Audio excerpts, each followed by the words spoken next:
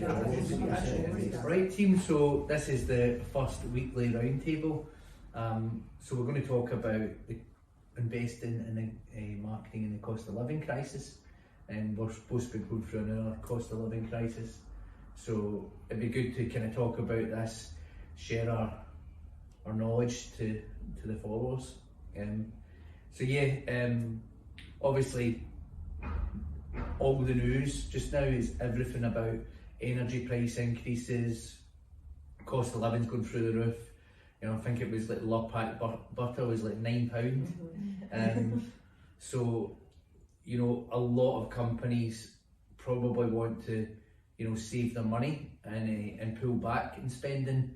But actually, what advice should we actually be giving them? Should they be pulling back on spending, or should they be actually investing in marketing? We've got here Abdul, who's new senior account manager. So what do you think, Abdul? I think if we see the recession of 2008, we have seen that companies who invested more in their marketing came out as a stronger in front of their consumers.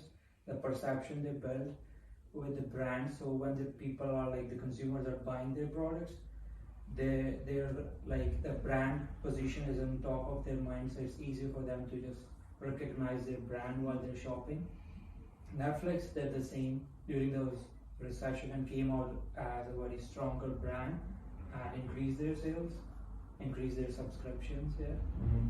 I can probably agree with that as well. It's like, if you're not investing, if you're not promoting yourself, then is it not more of a risk to not shout about your service, because how are they ever going to hear about it? So once they come out of the recession, they're not going to know who you are. And what do you think? I definitely agree with that, especially if you put marketing on the back burner of things. It also gives an opportunity for your competitors to come in and take that spot and remaining at the forefront of their minds. When they are ready to invest, you're going to be the ones that they go for. And it also just portrays that you've been future minded, thinking about the future, thinking about perhaps the problems coming with a recession, and also just you're reliable and you're strong. And I think that's a really good image that you need to have. That was a good point there about future-proofing your business though, Jodie. And one of the things that I probably get asked quite a lot is if they are investing in marketing, should they be investing in a marketing team? Should they look to hire more marketing assistants, more marketing managers, or should they go down the route of outsourcing, or both really? So what do you think, Emma? I think in the current economic crisis, to keep costs low but you're still maintaining and growing your business, outsourcing to another complete marketing team is the way forward.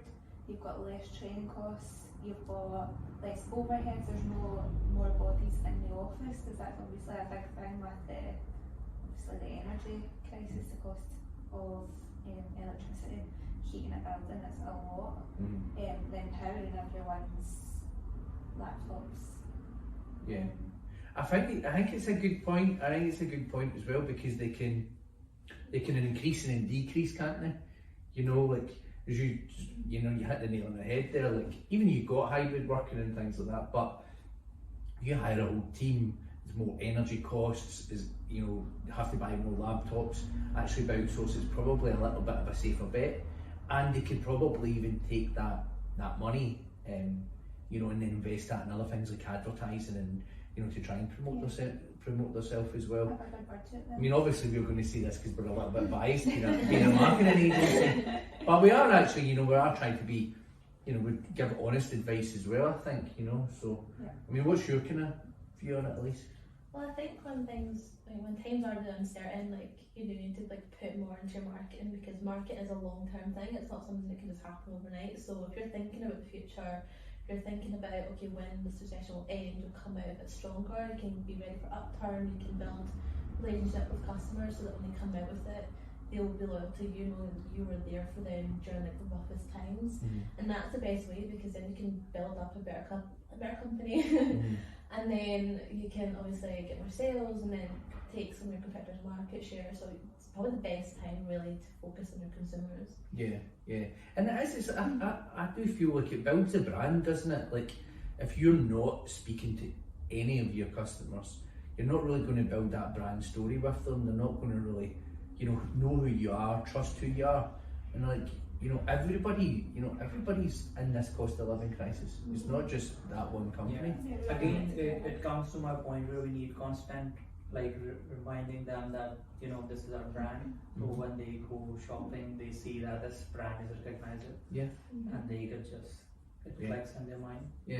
Business doesn't stop. That's the thing. Business doesn't stop, and I think the biggest risk for businesses is when they do stop, when they do nothing. That's the riskiest thing that any business could do. The thing is, in this kind of climate, people remember who were there for them. So when they come out, they're like, that was a good company, and I want to stick with these people. Consistency as well, like what you were coming back to. People remember the brands that were the most active and doing the complete opposite to what everyone else is doing, and being confident in what they were doing to then stand out to the crowd. So, like we say, like hiring an external marketing team saves their budget for employment, but they can then put it back into advertising and have a bigger budget then to stand out from the crowd more than their competitors. And even if you're not as strong as what you're portraying, people can't see that behind closed doors, and it's all about holding up, that sort of united front and just more driven. Exactly. So I definitely agree with that. So then, hands up. Then, cost of living crisis. Do you invest more in marketing? Hands up. Well, thanks very much, everybody. That was the first roundtable. I really enjoyed that. We'll be doing more of these, and I think as well, people that watch them, it would be really good if they suggest any topics that we want to talk about, and we'll give input on it as well. And their input, that would be good as well. So, thanks very much. Bye. Bye.